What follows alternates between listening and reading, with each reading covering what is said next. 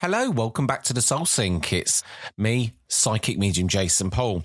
Now, for the eagle-eyed amongst you, you're probably wondering where have I been for the last 2 weeks since leaving you on somewhat of a soap opera cliff edge by telling you that I'd left my business, which I, have basically put my heart and soul into for 10 years now.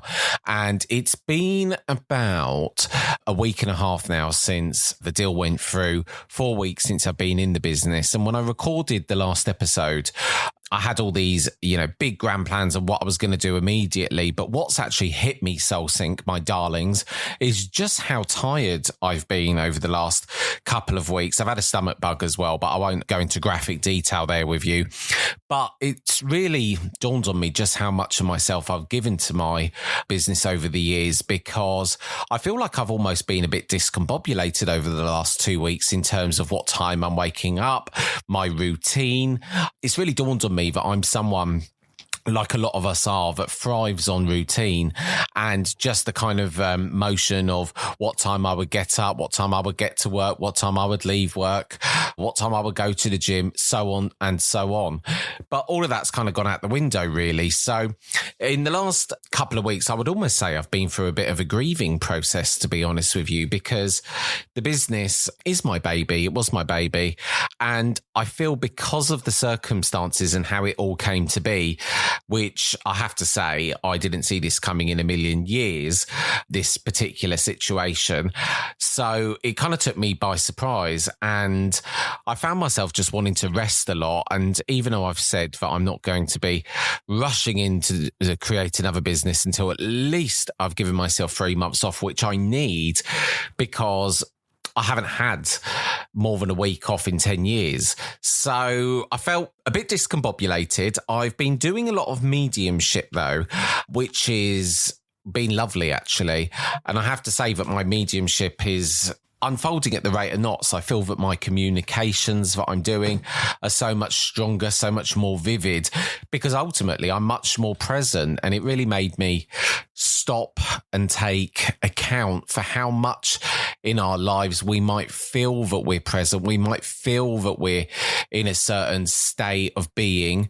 And actually, until, you're presented with a big change, you don't always realize even just how you're really feeling about something. So I've been detangling myself from my business is the first thing I've been doing, but I have been doing lots of readings, and I've even been dabbling a bit with the old psychic phone lines again, the premium rate phone lines. And actually, earlier on in my mediumship journey, I used to do quite a lot of work on the phone lines because I felt it to be a really good place to actually get some practice.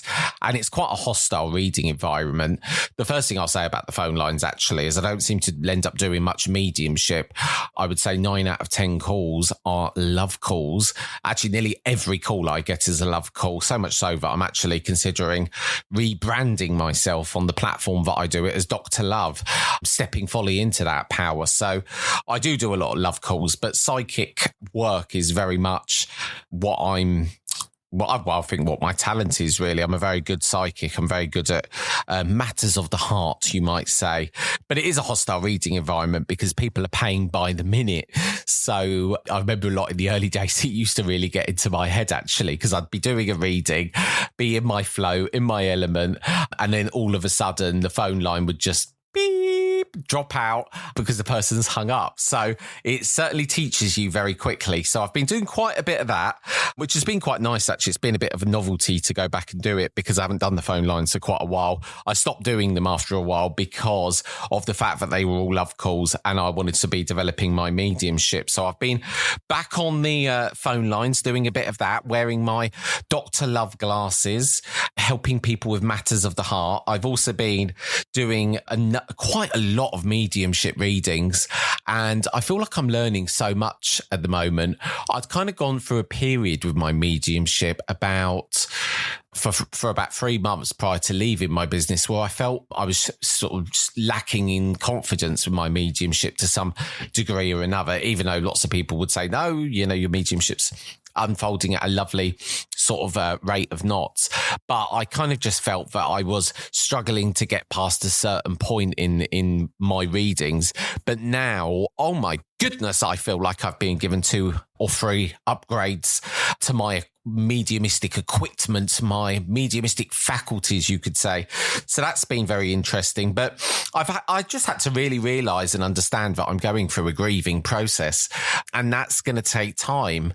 And I do keep finding the ego chipping in with unhelpful comments, as it does in all of our lives. You know, it is an ever ongoing piece of work to work with training your mind, because, you know, I'm still getting some of those thoughts coming in saying, well, what are you going to do? What's going to be your full-time job? Even though I even know what it is, you know, it's really made me aware at this moment about how much divine intervention I feel there's been in me even getting to this place, because the spirit world were actually a massive kind of influence in me making the decision to do what I did. And it was because my granddad stood there right by my side with his very serious, stern face. And I have to say that whenever my granddad was a lovely, very light human being, but when he had his serious face on, you would know to stand up and pay attention. So it was off the back of that, really, that made me make the decision in the first place. So I've just been a bit discombobulated, really. I think it's, you know, a lot of change going on in my life. I don't think I could have more change if you possibly tried. And actually, there is a level of irony, actually, because both my mum and brother at the moment are also in the same situation. My mum, by virtue of the fact that she works in my business, so she's also looking for a job and things like that. But actually, it's just presenting us with some really nice time to be. So I'm going to be doing a number of solo episodes about mediumship, because I want to help you as much as possible in your connection, your unfoldment with the spirit world. So I'm going to be releasing some videos as well. I did release one yesterday in regards to how to make a connection with the spirit world, and I'll be releasing the part 2 to that very shortly. So I just thought I'd give you a little update about all things in my world. I'm actually sitting here with a coffee at 7:30 in the morning, feeling proper proud of myself that today I am getting back into a routine. So without further ado, let me introduce you to this episode with medium Lucas Ilcken.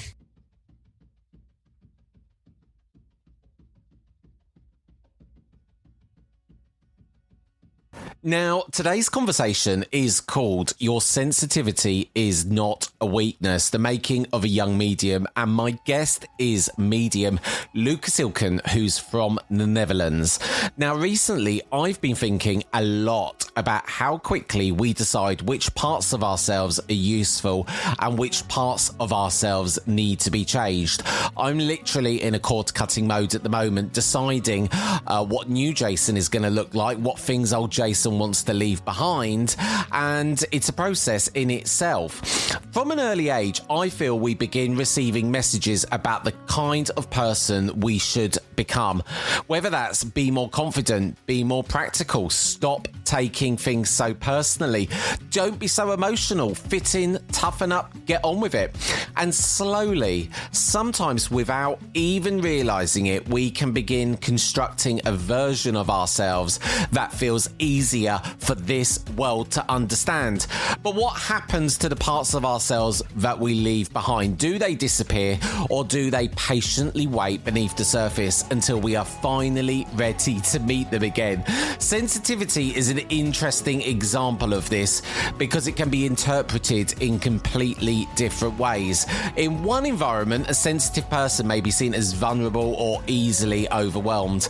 In another, that same person might be recognized as perceptive, intuitive, and deeply aware.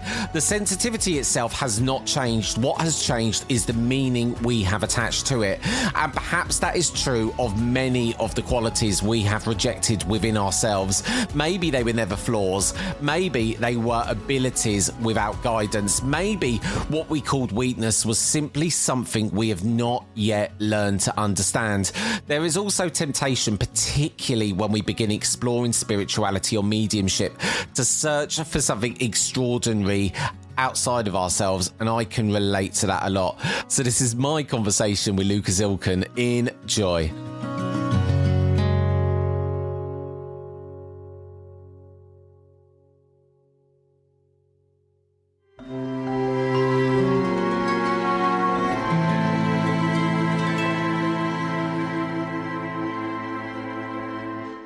Lucas, welcome, my dear, to the Soul Sync. Thank you very much, Jason. It's a pleasure to be here and to speak with you again. Oh, it's a pleasure to have you here. And, well, it's lovely to... I know you because we first met on a mediumship course many years ago. And since that point, we've both been on our own journey. So, you're a medium. You're from the Netherlands. Indeed. And the first thing that for people watching this on the lovely YouTube is you are a very young medium. Age is relative, isn't it? Age is relative. And, there's a lot to be said for the fact I feel that you're a very old soul. You're right. I'm 24 years old. So you're right. Well, we have a certain demographic of mediums on the Soul Sync, and I would say a lot of them are much older. So that stands out to me, Lucas. Thank you, Jason. Yes, I'm 24 years old. Yeah, I'm young in the mediumship community. Unfortunately, I don't know many people of my age. Why? What? Even firstly on that, why do you feel that is? Do you feel it's because, without answering it for you, your journey into it wasn't, to me, almost like it felt like you searched it out, did you? It kind of just came into your life, it feels like. Yeah, definitely. I've never tried to search for it. And I think that I don't have the answer to the question, but why would someone come into mediumship? And I think that most people are in a state of grief and then try to find an answer to where is my loved one. I don't know that for a certainty, but that's my most likable answer to it. And I have not had that. The person that I love the most in there, the soul that I love the most is my dog that passed away 2 years ago. He felt like a brother to me. So, I came into it for very different reasons than that. But I think that's the reason why I'm quite young in this scene. Because I guess people get pulled into mediumship for a whole range of different reasons. And I guess, is there any such thing as a traditional route? A lot of people, it might be that, like you say, they've lost someone. They started going to perhaps a spiritualist church in order to have proof of life after death. And that's something we'll talk about on this. And it might be by virtue of that, they start exploring their own mediumship. But for some people, they're having things that they can't quite explain. And I know a big part of your story, tell us about this, was the sensitivity that you had in it. And when I read your notes, it didn't feel like it was something that was necessarily, needing to come into your life at that point, but you started having experiences, did you not? Yeah, that's true. Yeah, when I was young, I saw spirits physically. I don't see that anymore. I always want to point it out because my mediumship would be so easy if I would still have that. Unfortunately, I don't. But my mother could help me with it because my mom used to be a medium as well. So she helped me with my sensitivity, not only seeing spirit, but also working with your energy. Like, how does your energy work? Does my energy get drained when with certain people? And do I feel so energized when I'm with others? And exploring that at a very young age, like 6, 7 years old, helped me so much in my life, like learning how to maintain my energy with myself. But then at a certain moment in my life, when I was about 17 years old, I met someone who helped me get back onto this pathway, because going into high school as a very sensitive boy was not very pleasant, to be fair. So I tried to get rid of it in certain ways.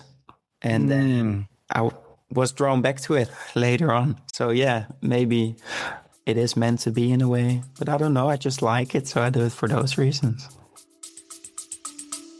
We'll be right back. Hello, my darlings. I'm launching a brand new monthly newsletter. Think of it as Soul Sync in your inbox once a month. Or we'll be like pen pals. I'll tell you what I'm up to in my mediumship, what I've been doing over the month. There'll be free meditation downloads, events. Sign up jasonpaulmedium.com down at the bottom of the homepage, and I'll see you there.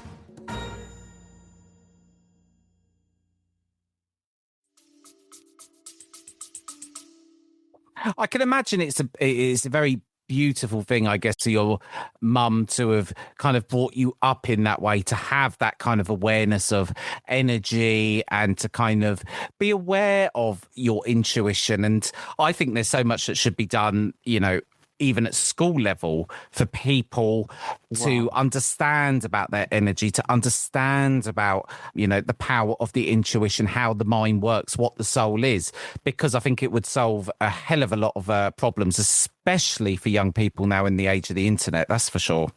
Definitely. I think it would change the world, because I believe that everyone is sensitive, all to different extents, of course. But when I ask to any of my friends who tell me, oh, I don't believe in mediumship, I don't believe in energy. And I'm like, well, have you ever walked into a room in which you felt like people just had a fight?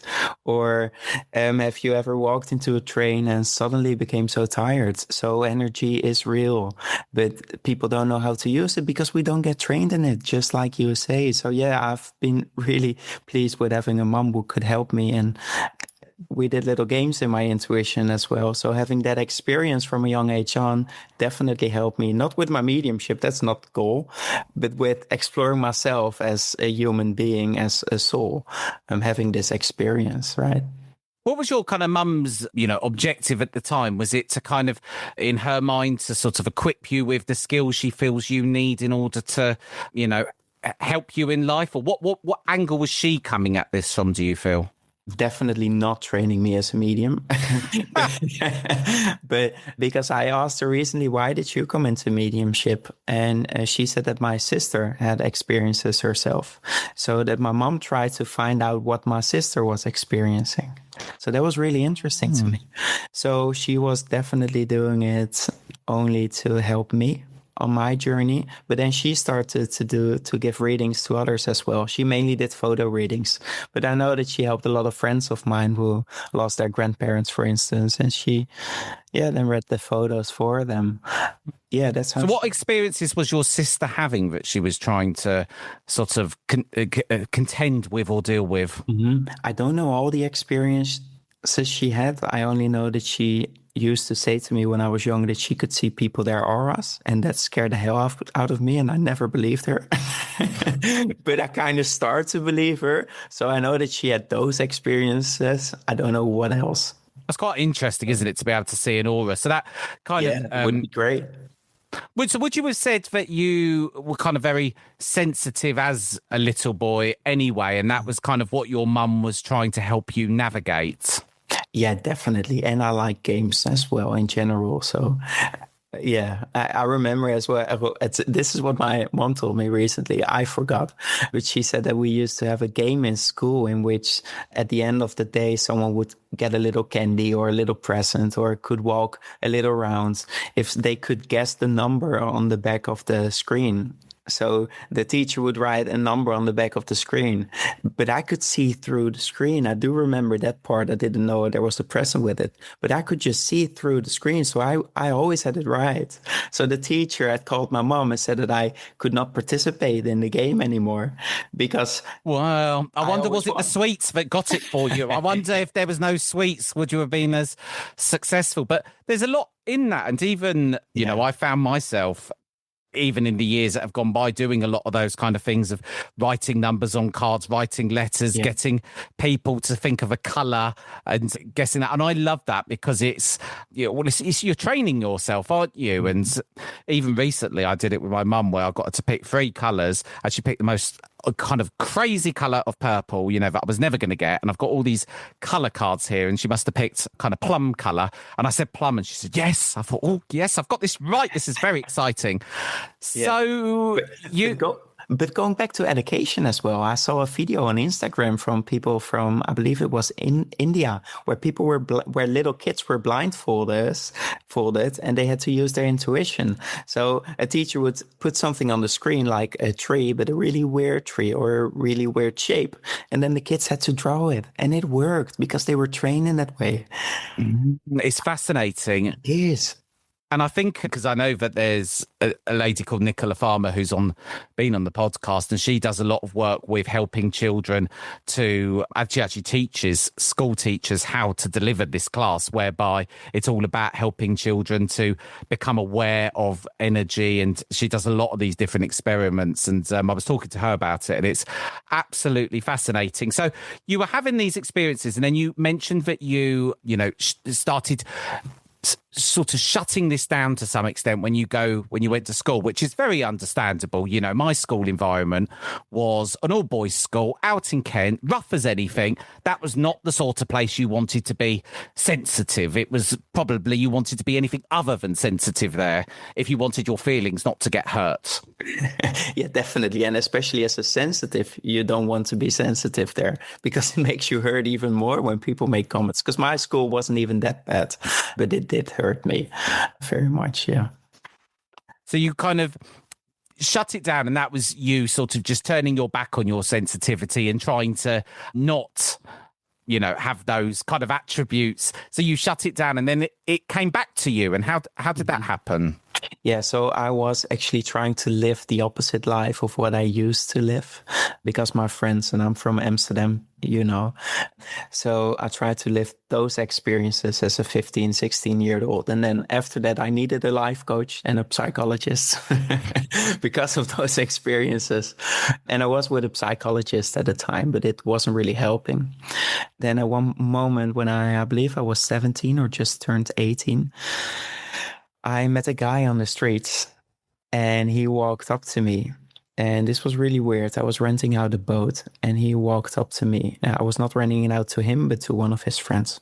He walked up to me and he said, "Do you know that coots are one of the most jealous animals in the world?" And I was like, as this tough little dog from Amsterdam, you know, I was like, "No, fuck off." And he said, "Well, you know what I mean." And he walked away. And I was still standing there because I definitely understood what he meant because I was with a psychologist for several reasons, but one of them was for my jealousy.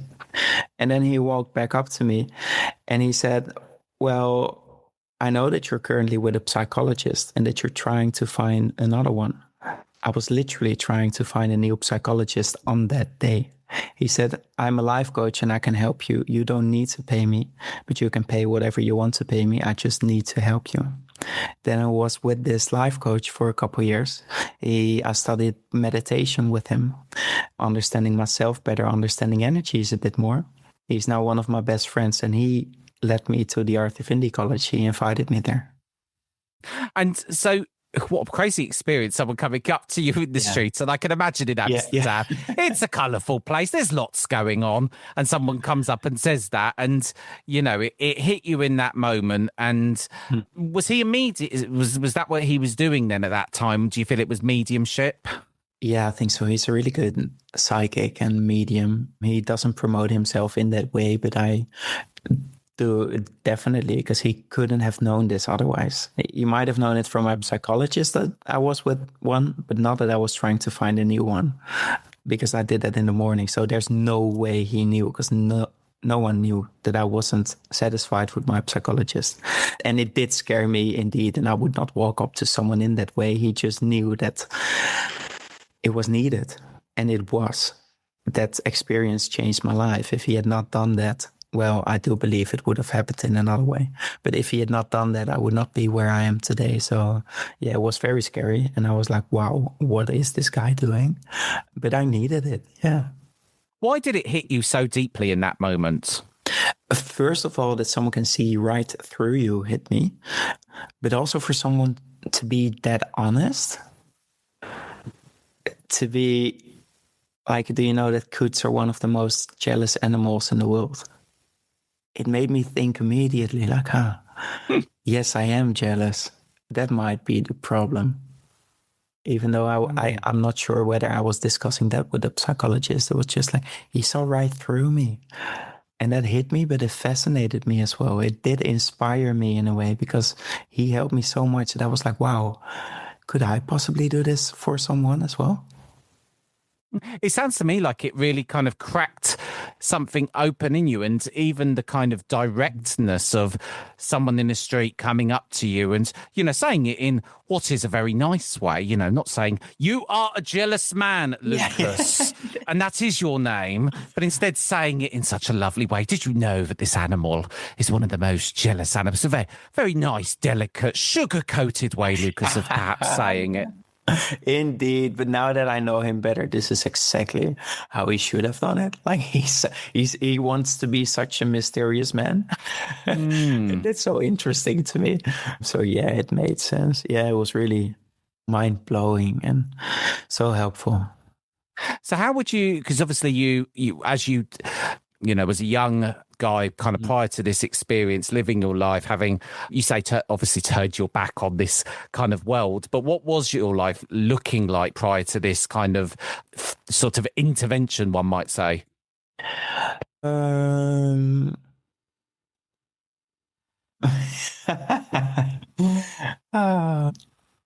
I'm thinking right now is I still want to go to America.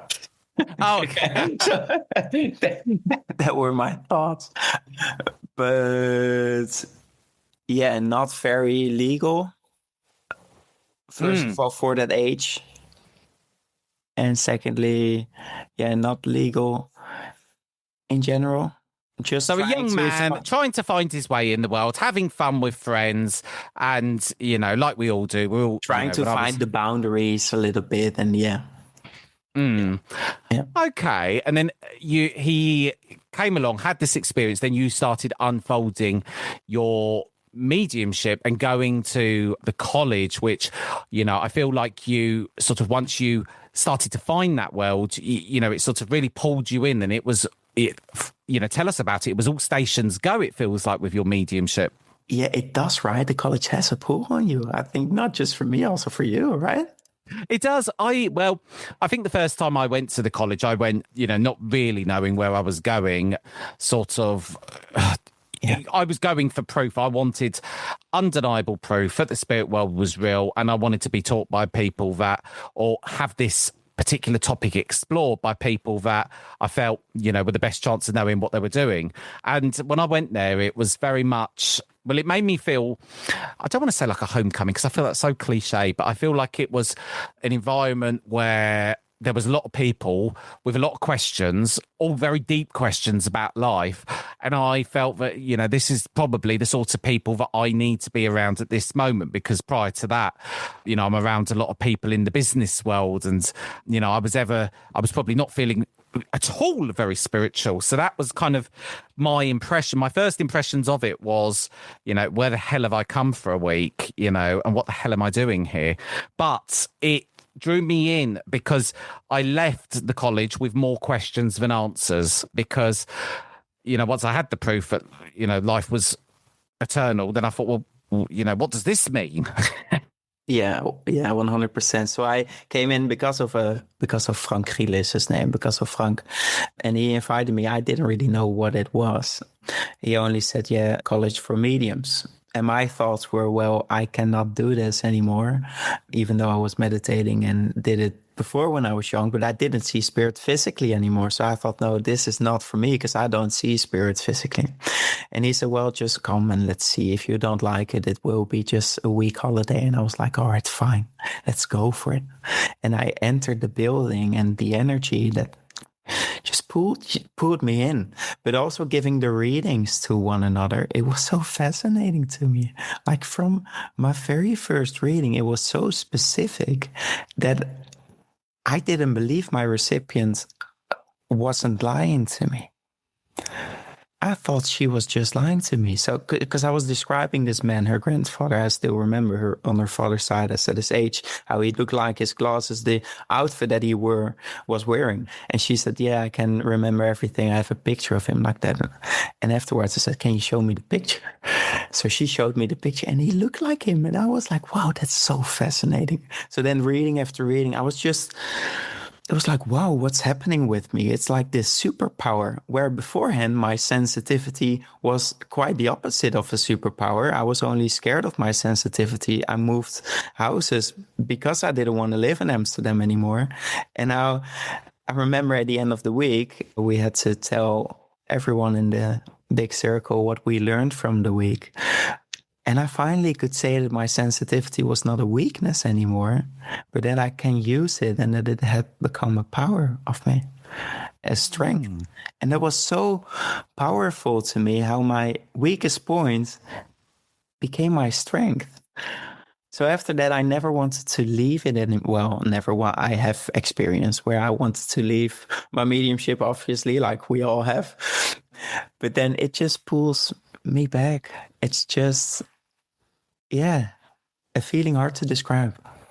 It's interesting what you say there about sensitivity and it kind of becoming something that you want to shut down, because it's not always welcome in people, and you have these experiences, and a lot of the time we don't want to be sensitive in this world because we see if you get called sensitive, that's an insult a lot of the time, because it's, especially in this world we live in now, it's about I think you're not. It's not a quality that you're meant to necessarily. That people say you're meant to embrace. So a lot of people feel ashamed of it before they've even started. They feel like they mustn't be the person they are. They've been suppressing perhaps the way that they feel. And I've heard a lot of stories about people kind of coming into this world because they're seeing things, hearing things like you was, and they didn't know what to make of that.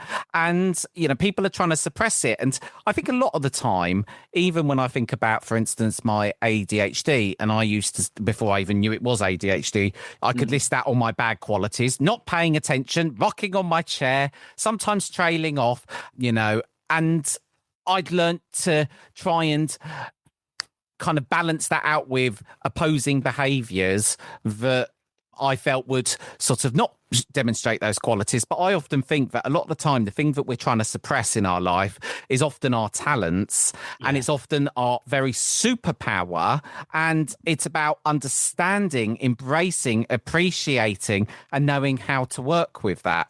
And it seems like that's very much the 360 experience that you've been on. Yeah, you described it so wonderfully. We should embrace it because it is a quality, your sensitivity, but also your ADHD, because we have these things to embrace it and to use it as well. Why would it be that strong if it's not there to use? So yeah, it's so wonderful to me that I have found it, and for you that you found your ADHD. But many people do not know how to live with it, especially in this world, because the world is so tough, and many people don't understand sensitivity and people being sensitive. It's like a flower, isn't it? If you put a flower in the wrong environment, you don't go along and say, that's an awful flower, or that plant, it's awful, isn't it? It doesn't stay alive. You don't do that. You straight away, you check the soil, you look at the environment, you make sure if it's in the right lighting. And a lot of the time it's like that in our own lives. If we are not in the right environment, if we're surrounded by the wrong people, if we've got mood hoovers draining the bloody life from us, we're not going to be embracing that quality. We're going to be trying to suppress it, because if you're sensitive and you're in the wrong environment, you're going to be feeling that environment tenfold. So, a lot of the time, before you can even embrace that, you've got to make sure you're in the right environment, surrounded by the right people. When I look back at my life now, 5 years ago, and I look who was surrounding me, well, actually, maybe let's go back a bit further, maybe 10 years, those people wouldn't have been the people I needed around me to embrace my sensitivity, because, if anything, when you're sensitive, you've got to have the right environment, the right people around you.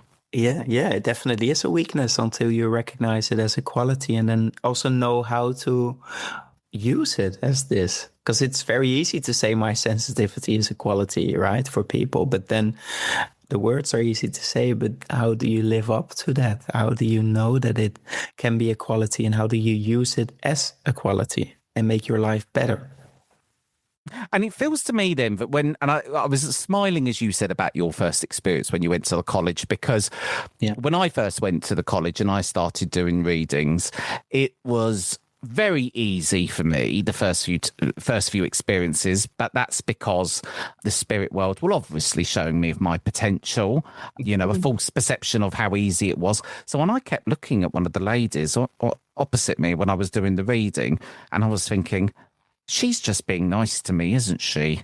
Yeah. She's just saying yes. There's no way. And then it was only when she started getting quite emotional at the end that I thought, maybe, just maybe, she's not lying and I am doing it right. But isn't it funny how even in those early stages, the mind runs off thinking things like, well, it's definitely not me, is it? It's obviously her. She's being nice about it. And you go on that journey, don't you? Yeah, and I did tell my sister about this, about the Arthur Findlay College. And she said she thought people were making jokes with me. She thought everyone was paid to be there. And like a room full of actors, like you're on one of those reality TV shows. Literally. We're all here. Yes. So I said, do you know what I paid for the week? Do you know how many people there were? I mean, there were 100 people. I paid maybe £800, £700. What do you think these people are doing with their lives then? She was like, oh, yeah, but it's just hard to imagine. Is it really real? And like what people try to make up for themselves, it makes less sense than just realizing that there is something more, right? Because I always say to people who are skeptical, well, it makes most sense to me that there is something else. And it makes most sense that that something else is spirit. And that those are your friends and your loved ones rather than a universal energy. I had someone asking that the other day. They said, yeah, why do you not know that it's the universe telling you all the answers? I was like, I don't, but it makes more sense to me that it's spirit, right? I mean, we don't have the answer. We don't know what source is telling it to us, except for me feeling the energy. But maybe the universe is doing that to me, right? Mediums should not try to act as if they know everything, because they don't. We're simply trying to make the best out of our lives as well, trying to understand our own mediumship in this moment. Yeah, and it's difficult to figure that, because everyone, when you're developing your mediumship, obviously we're going through exercises, you're listening to talks, you're going on these courses. But that, to me, yes, it's about being in the right environment to unfold and practice and whatever, but that in itself isn't what teaches you mediumship. It's about the experience you have, and it's about how you work with that, because it's different for everyone. What did that look like to you then on this journey that you've been to, on how your mediumship works for you, and how did you sort of uncover that? So my first week was a trance week at the college, and it was really interesting because I had a relationship of 7 years. And after I went to the college, it became clear that she wanted to break up with me. But the only true friends that I had at the moment were my guides. So I was finding my love and my... I don't really want to say advice because I don't think they give us advice, but I was getting my strength from my guides, seeing how my life can be lived as well. Just feeling that there's something else that loves me even more. Yeah, it was really intense for me that period, because we were breaking up and I finally made some friends who were like really close to me and really supported me. So that helped me. That was the first experience. Then I started with my evidential mediumship a couple months after that. So it didn't take very long because I was sitting in trance for every day, a couple times a day, because it was just so fascinating for me and so helpful. It was really kind of therapy for me. Then with my mediumship, I love the activeness about it. And to be very honest, my ex-girlfriend is an artist, a music artist. And I think that I wanted to be a medium because I wanted to be seen as well. We need to be honest, right? And that was my first intention. Yes. Yeah, that was my first intention with it, I think, that I wanted to be seen, especially on the platform. That's what I liked about it, because I wanted to get the attention as well from it. Now, that did change very quickly when Spirit wanted to show me where I needed to be. So my first demonstration, like you said for yourself, it was beautiful, it was perfect. I thought, wow, I'm marvelous. I can do this. I can stand in the royal orbit. I'm invincible. This is just seamless. Yeah, this is for me. And then the second time, you're like, I will be perfect. And you're standing there and no word comes out of your mouth. and Spirit just humbles you. It's like an emotional roller coaster, isn't it? Yeah. And you think, well, why is it working now? Why is it not working? And then you know, we all go through these experiences where, you know, I've had many times I thought, why the bloody hell am I doing this? You know, what am I getting from this? For me, it was, you know, my journey into it was to search for proof. And I wouldn't even say, I think there was an element when I started doing it of thinking, yes, okay, I want to do this. This is easy. But once I started after that first time of doing it, and it wasn't coming to me so easily, it was giving me even more questions because it was starting to make me question my sanity, to be quite honest with you, and if I could even remember exactly what I even saw and felt. So then I was brought more back into it, more because I was trying to understand, okay, I've accepted the fact that I'm going to live forever in the form of a soul.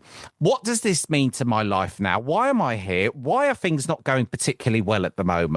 What, I understand, some of these things about soul contracts and whatever, but why am I here where I am? And it was all these questions that was just going round in my head at the very beginning. And, the experience of mediumship is very individual for that reason. So you went through that and you started with trance, you developed your mediumship, and you've just got to a stage now where you've just done your CSNU, which is remarkably difficult. Yeah. I'm led to believe, not having ever done it myself, but I know it's difficult. So big congratulations on doing that.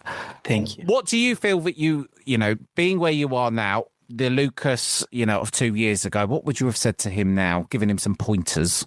Giving him some pointers. Wow, that's so interesting. I love your questions, Jason. Giving him some pointers. I don't think I would. You'd stay mute. I don't think I would give myself any pointers. Because we should just all have the experience. I mean, I'm really happy with when I first started so I've taught free running, which is a sport. It's like parkour. I don't know if you know it, but I taught that for a couple years. And then I wanted to start teaching mediumship for free. And then I noticed when I started to teach it, that my mediumship became way less strong than before.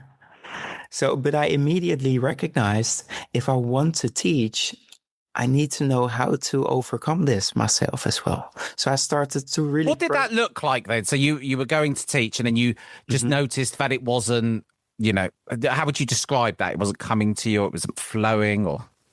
Yeah, many different things. The evidence being less specific, trying to relay on your clairvoyance or your clairaudience, and then suddenly you start to teach something and it changes immediately.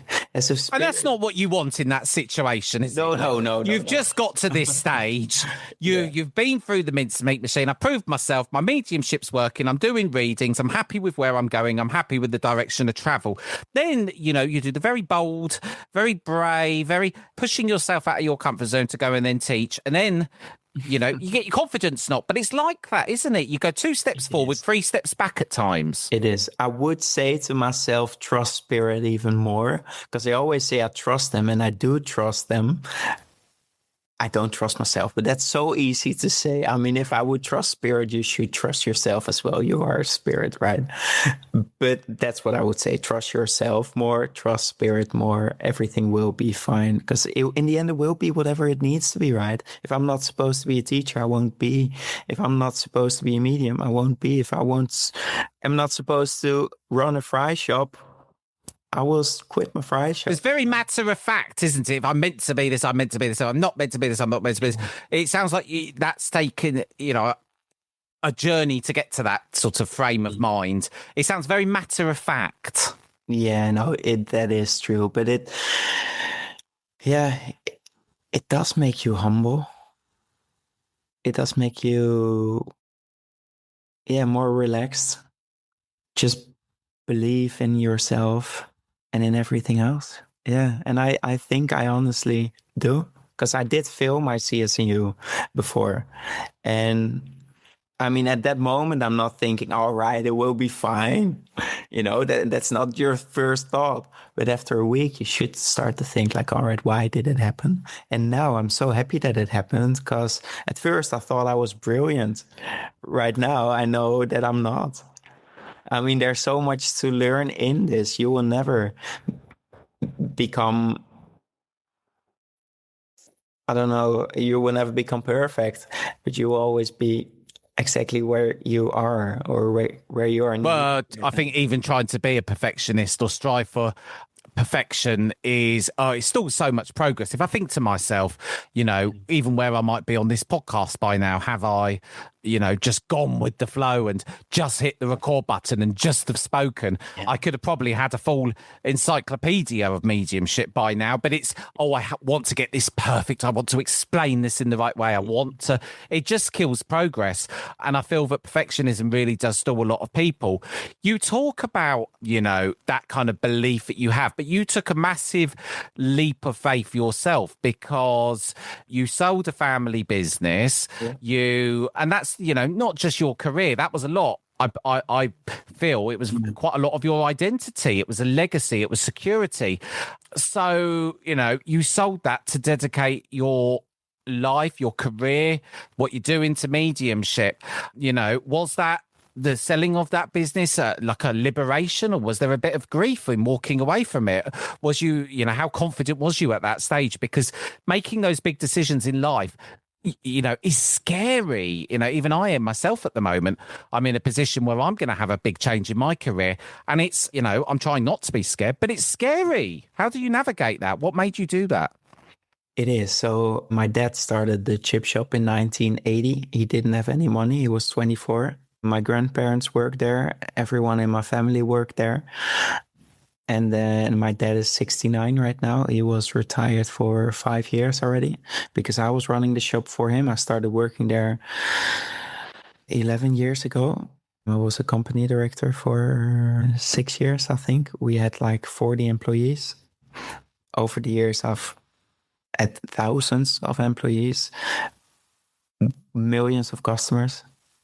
And then deciding that you want to stop, yes, that is not easy. It definitely did. It's funny that you mentioned the word identity as well, because after I lost it, it was like I lost a piece of my identity, because beforehand you say, yeah, I'm Lucas and I own a chip shop. But then now you were like, yeah, I'm Lucas and I just sold a chip shop. And it's like, that's so different. And I'm a medium, but that's so completely. Now you're Lucas. I once had a chip shop. It's yeah, no, but that's it. It was really difficult because we didn't sell it because we needed to sell it. Not at all. I was really lucky with my career like this. And I have been really fortunate to have these experiences and to now have a house in Amsterdam and to live a life like this because I had the chip shop. But when I told my dad that I wanted to sell it, he said, "You're crazy because you have money now and you don't know what it is to live without." And how did you approach? He gave you the sentiment of crazy. How did you respond to that? I am crazy. That makes sense. First of all, that makes sense. But the whole process of selling took like 10 months or something. So we did have some time to think about that. So I really had to think about it. That's true. But then I figured that I'd rather have a full heart than full pockets. Well, I think a lot, you even say that, and as soon as you're saying that, it feels to me that you picked soul over safety. Yeah, it is. It is. And it feels like that as well. It feels like, even though now I am like, all right, so what will happen next? How will I make some money with my mediumship? Because we need to make a living from it as well if we want to do this as a career. And as much time I invest in it, you need to start make a living from it. But I am really pleased I did it, even though I missed the customers. And I miss the hard work because I like working from 10 in the morning till 3 in the night. That was just fun for me and working so hard. I miss the employees, but still, this is the pathway that I should take. That's just how it has felt since I entered it. Well, do you know what? And I think that amazing that you did that, because I think so often in life, so many people choose to operate within their comfort zones and choose safety. And it's not surprising in this world that we live in now. Safety probably at the moment to a lot of people looks goddamn appealing, which says a lot, unfortunately, about the world that we live in, because, safety is, something that so many people seek. But a lot of the time, safety isn't necessarily what we should be doing, what our soul's calling us to do.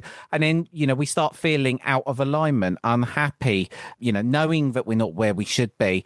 And even, I've come to a juncture in my life recently where I've been in my business for 10 years, long old time starting something up. I feel like I've been probably on one of the wildest roller coasters ever. It's been up, down, sideways, back to front. And I'm getting to a place now where it's not serving me particularly well anymore. And I know that I'm going to have to come up to a big change, which feels bloody scary. And it does. And I know that what I'm meant to be doing is meant to be doing things that are more in this world than the world I'm currently operating in professionally. But it can feel scary. And I would always say to people that, all growth happens through difficulty at times. It can happen through being uncomfortable. And I think we being outside of our comfort zone. I think I've been outside of my comfort zone, Lucas, for so many years. I think I've just become comfortable with being uncomfortable. So, you've just got your CSNU. I do want to say well done on that again. And you put something on your mediumship form that you gave me, the guest form, before we got on, that was quite interesting. And you stated that, you're not here necessarily to prove life after death. A lot of people who, are listening to this, who are interested in mediumship, are going to be thinking, well, Lucas, if that's not what you're here to do as a medium, then what are you here to do? Yeah, of course they are. But I don't see the point of proving life after death, because I cannot, and it makes me very nervous. That was my intention. Well, surely you can. Surely by bringing through evidence of someone's loved one, you are proving that. Are you not? No, I don't think so, because I can give you evidence, but then you can still think that I found it on Facebook. You will still have a doubt. If you truly don't believe it, you will still have a doubt. I cannot convince someone else completely. I can try to awaken that exploration in themselves, but I cannot convince them. And you will have readings in which you will not be 100% accurate. And like, as mediums, we are not always giving the first name, surname, and the date of birth, which is what many would expect, what many skeptics would expect. Oh, I'd love it if I was getting the first name, surname, and date of birth. I think I'd be, if only. Of course, I don't know many mediums who do that, but then that is what people would expect. And yes, I think then you can prove life after death. But right now, we just give them the experience of their loved ones, try to not bring them alive, but bring their essence alive. And I think that's really valuable. But the thing that awakened me and that I like about mediumship right now is that if there is something after this life, there's something right now to explore. And there's a reason why we are here. And that's really fascinating to me, because if I'm a soul in a human body, it cannot be coincidence that I'm here. So I'm trying to find my reason why I'm here and live up to that. And I think I found that reason because I feel that my soul feels awakened right now when I do my mediumship. And I think we should all thrive towards a life in which we feel awakened, in which our soul feels like, okay, this is what we are meant to do. I feel true happiness and joy right now. Do you see what I'm saying? And I try to awaken that in others. I think that's the exploration. Well, it feels to me that as you're saying that, it feels like there's a sense of alignment. And there's this, I think when you know you're doing what you're meant to be doing, you feel in alignment. You feel, and I know in myself, those times when I've really manifested, those times when I've really created, and there's been times when I've created crazy amounts of things because there was this total alignment between action, between what I'm thinking, what I'm feeling, and I've known that's where I've meant to be. But there's been other times in my life when I've been goddamn absolutely miserable. For instance, when I was a police officer, I was in no alignment then, because I was going home miserable. And it feels to me that, even when you say that, it feels to me that there's this knowing that you have.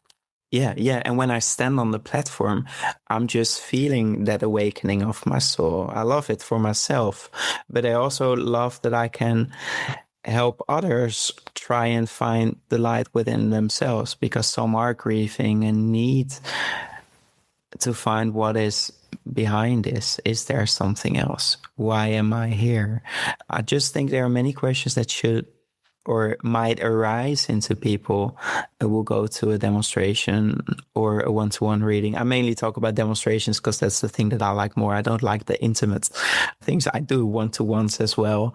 And I love it as well, but I like to not have it very intimate, probably because of my experiences in life. But yeah, it's just showing to people that there's something else than this materialistic life, and not trying to convince them, because I will not succeed if I try to convince everyone. I know that I will not succeed. You're still trying to show them that, though, I guess. You're still trying to demonstrate that is, but you're not putting the emphasis on the, I'm trying to prove anything. But it feels to me that you must be touching on that anyway, naturally, and by virtue of what you're doing. Yeah, it would be a great achievement. And yes, it might happen naturally, but I'm not trying to achieve it, because I will be very sad by myself, because that won't work. If I give a demonstration to 100 people, not everyone will be convinced. I have a really good friend of mine who happens to be a medium, but he often gives first names and surnames. And now I know that it's a genuine medium. But then I was talking with other people that I met, and I mentioned his name, and they were like, yeah, but do you know he's a fake? And I was like, no, he's not. It's a friend of mine. And they were like, well, he's fake because he always mentions first name, surnames, and this and this and this. And I was like, you're a medium yourself, right? You've been doing this for over 10 years. Yeah, and I've just seen him in many churches, and I know he's fake. And I was like, okay, so this guy is a medium since he's 6 years old. He's about 50 years old right now. He's worked for 44 years. He gives the most specific evidence that I've ever heard, and that I might even dream about if the goal is to convince other people. And then you still have many people who say that they are fake. I mean, yeah, well, there is something in that. Even when you're saying that, if I go into a reading and I'm trying to prove something, I'm making the focus of that reading about the sitter. And what I'm trying to do when I'm doing a reading is not be with the sitter at all. I've had, you do when you do mediumship, I've had some readings in recent times where, because I've gone recently through a little bit of a kind of confidence drop in my medium. I do this. Yeah. I go up, I go down, I go up, I go down. A bit like a Bitcoin, Lucas. And recently I've gone through a period of not doing as much, and then I get my phone go off through 3 people that I've read for in the past, all of which I thought maybe I didn't do my best reading, want to book a rereading. And then I've learned, Jason, you're never going to know, if that reading really touched someone, especially when I start off the reading saying to someone, look, for the start of the reading, what I'd like you to really say is yes, no, don't know. And then I get myself into a position where I get to the end of the reading where I think, well, the sitter hasn't said too much, so I don't know how the reading's bloody gone. What I need is a feedback sheet at the end. I don't know. Yeah. But you laugh about this, but it is a journey, isn't it? It is a journey. Yeah. One thing that really jumped out to me when I was reading through some of the notes you kindly gave me before we got recording was that you said something, and I did think, oh, this is a spicy thing, a little bit more controversial. So I wanted to ask you about this point, because you said that you don't understand why mediums sometimes get nervous before platform work. Now, I've got my own opinions on that. Isn't nerves natural, Lucas? Surely. Thank you, because I was just wanting to go here. Because the point is, if you're trying to control other people, their emotions in life in general, that won't work. So if you try to convince them, you can't. You can only control your own. So yes, of course, I do get a little bit nervous when I walk up in front of a platform and give a demonstration to 100 people, or when I have a final assessment board for my CSNU, for instance.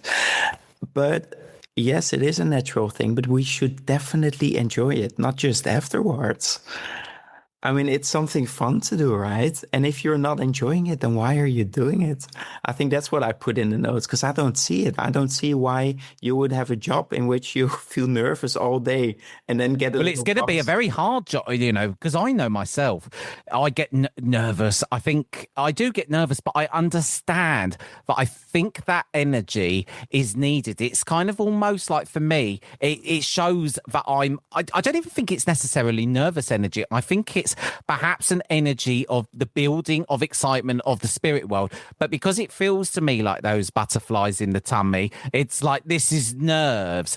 Now, one of the crazy things is I get probably more nervous if we're going to do a scale of nervousness between 1 and 10. I would say I get more nervous to a one-to-one reading than I do a platform reading, for the simple fact that when it's one-to-one, it's just you and the sitter. The sitter has come with a level of expectation, and I'm wanting to desperately do a good job for them. But when it's in that platform environment, I feel that I don't get as nervous by the collective energy, because I'm not focused on any one person. I'm almost sort of taking the audience as one collective energy and trying to work and manipulate that. So my objective when I'm doing platform, I guess, is I want to raise the energy in the room, by trying not to do something silly at the beginning, but that's normally sometimes happens. But you're trying to work with that. So, but nervousness is one of those things that I think there's so much there when you're trying to do a reading. You're trying to think about, I hope it's going to come through correctly. Are the spirit well going to be there? There's lots there. And I think that once you get over the nerves and know how to work with them and whatever, you sort of propel forwards. Yeah. But if I would ask you one question, would you like to be nervous or not? If that would be all the options, would you rather be nervous or not? I would say no. I would rather not be nervous, but I also feel there's something about that. Like a little bit of butterflies, I don't feel is a bad thing, because I feel it shows you care. Mm-hmm. Yes, I definitely understand that, but I don't think it are nerves either. The thing that I'm feeling are not nerves, it's excitement.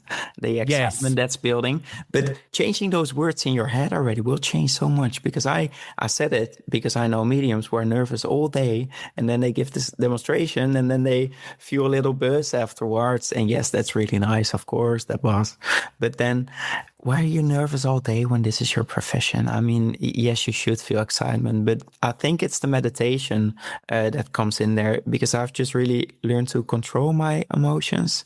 So I do think that's the reason why I'm not getting really nervous. I usually also meditate before my demonstrations, where many mediums say you should sit in the power.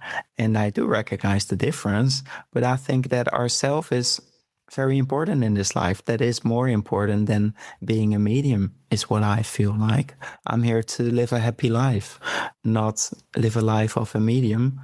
Well, in the end, it's combined with me, but then the goal of life is to live a happy life, not to live a medium mystic life. Well, if we go back to your form, keep going back to your form now, like Spanish Inquisition. But you also put, and it jumped out at me that, don't you put here, stop obsessing over your mediumship and learn to master yourself. And there's a lot to be said for that. There is a lot to be said, because really this is about learning about you. To become the clearest channel for the spirit world, you've got to understand yourself, your own energy, and how to control it. Yeah, we become so obsessed with mediumship, but I don't think mediumship is the point. Also not of a medium. What is the point, Lucas? What is the point? To explain it, how I would explain it to a little kid is to live a happy life. And why do we lose that joy when we get older? So it might be that that's where my age comes in, but I just want to keep feeling the joy and the energy, because why wouldn't I? I mean, that's the point of life, right? To be happy, to try and be happy. And then everything that happens to us, yes, that makes us less happy. Obviously, I've experienced my things as well. But then how do you manage that? Because it is life. We are living these human experiences, and everything happens for a reason. So why do we worry so much about everything? Why do we not just meditate every day? Why do we not learn to control our brain? I take a cold shower every morning, for instance, which is terrible, but it makes me so much more focused, and it feels like I already won something. Oh, I'm such a baby with cold water, even when I was away. Even when I was away last week on holiday, and my brother said, "Oh, come in the sea," and I put my toe in it, and I thought, "Oh, I'm just going to have to run in," but I'm not. I need to start doing that. A cold shower in the morning. I think there's a lot to be said for that. So you at the moment, I know you're busy. You've been out there. You've been at churches and you're doing workshops. Tell us a bit about that. What are you up to? What's the summer looking for you, Mr. Lucas? The summer looking for me, Mr. Lucas. I love that, Mr. Jason Paul. So first of all, I'm going to move houses. So I'm really excited about that in this summer. That is exciting. Yeah, because I can finally go back to Amsterdam, where before I tried to run away from it. I now can simply be in it. So I'm really happy with that. And it feels like a big achievement in mastering my energy or my sensitivity in a sense. And yes, I'm going to give more workshops as well. I've given a lot of free workshops because I just wanted to test my material. In a sense, test it on myself. Mm-hmm. Well, Spirit made me test it on myself because they made sure that I needed to train more. So that was helpful. Thank you, Spirit, for making me feel very uncomfortable for many months. So yes, I will give workshops. And yeah, let's see what else happens. I just go with whatever feels best for me. Well, it's an exciting new chapter, isn't it? Moving houses, taking a leap into doing this full time. I wish you all the very best with that. And we all do here. It sounds like there's, very bright times ahead. And I always think to myself, doing this at 24, I think to myself, what was I doing at 24? I think I probably just joined the police. I couldn't have been further from spirituality at that point, I tell you. But I wish you all the best of it. And thank you so much for coming onto the Soul Sync. Thank you so much, Jason. It was a pleasure to speak with you again and to share my story. And I tell you what, I couldn't have felt less spiritual in the police. That was a bloody nightmare of a job, the most negative environment that I've ever been in. And it was actually making me lose all faith in humanity. What really stayed with me from that conversation is the idea that sensitivity does not automatically become a gift because we recognize it. It becomes a gift when we learn how to understand it, ground it, and ultimately take responsibility for it. Perhaps the aim is not to feel less, but to become more discerning about what we feel, what belongs to us, and what we choose to do with it. And maybe that is true of all spiritual development. It is not only about becoming more open, it's about becoming more present, more honest, and more fully yourself. Thank you to Lucas for such a thoughtful conversation, and thank you, as always, for listening.